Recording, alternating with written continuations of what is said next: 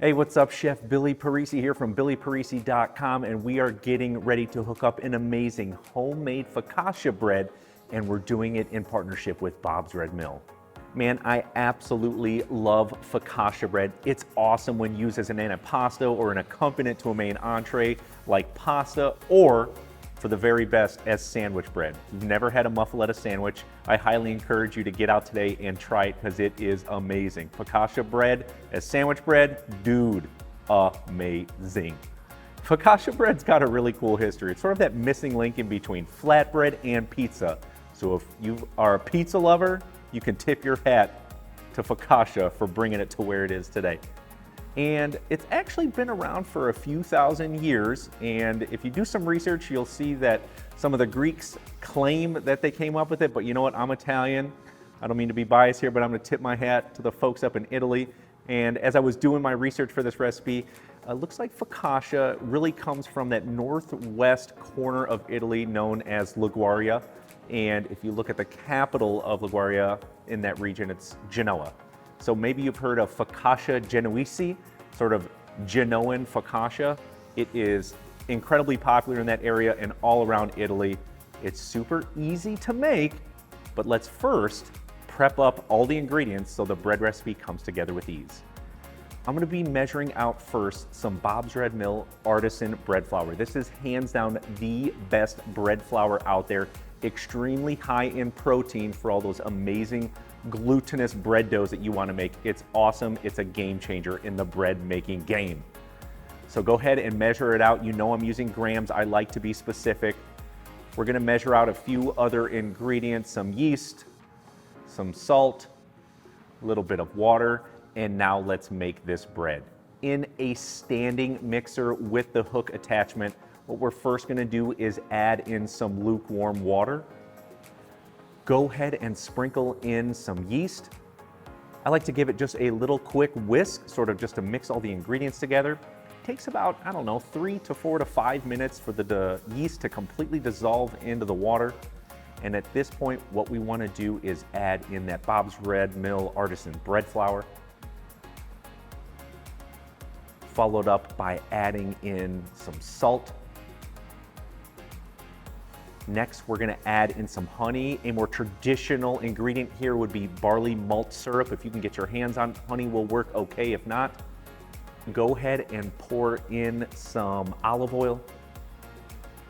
And just until the ingredients are mixed, this is when I like to turn it up a few notches to maybe the 2 or 3 speed, sort of a low to medium speed.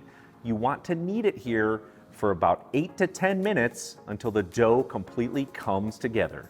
So now that the dough is finished, let's go ahead and remove it from the stand mixer. What I do is simply place some plastic wrap right over top. We want to let it rise for about 90 minutes or so, or double or even tripled in size. If you get to triple, you know you're in really good shape.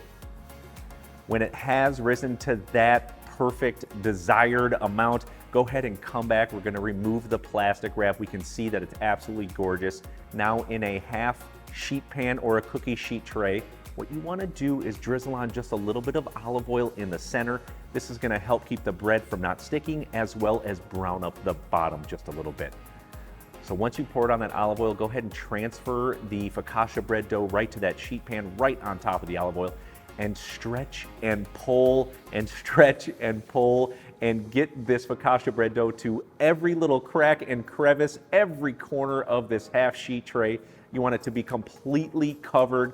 Take a couple minutes to do this, stretch it out, do a really good job of pressing it down so that it does cover it, so that it cooks really, really evenly.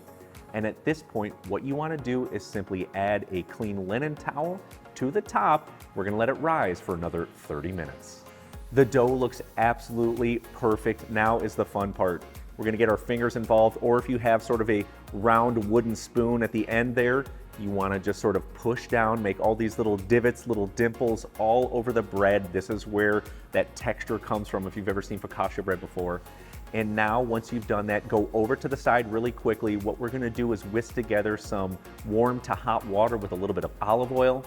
Give it a nice whisk, and then evenly pour it all over the top. This is going to help brown up the bread. And then to finish it off, we are going to sprinkle on a little bit more sea salt, Now that it's done, hit it in the oven on 425 degrees. That is convection. It's gonna take in between 15 and 20 minutes for this bread to completely finish cooking.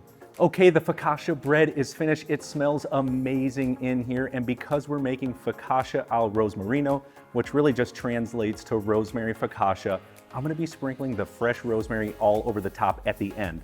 I don't want brown, crunchy rosemary on my focaccia when it's in the oven. I like to do it at the end, and I always say finish with fresh herbs.